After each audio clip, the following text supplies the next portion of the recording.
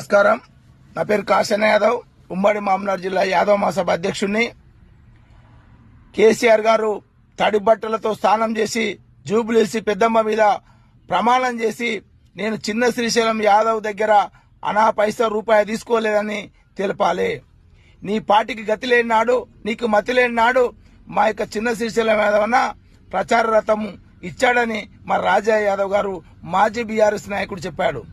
మరి నీ బిడ్డనే చెప్పింది, మా నాయనకు పెళ్లికి పైసలు లేకుంటే నా పెళ్లికి ఇబ్బంది పడుతుంటే మరి ఆ పైసలు ఉడక మా చిన్న శ్రీశైలం యాదవ్ ఇచ్చాడు.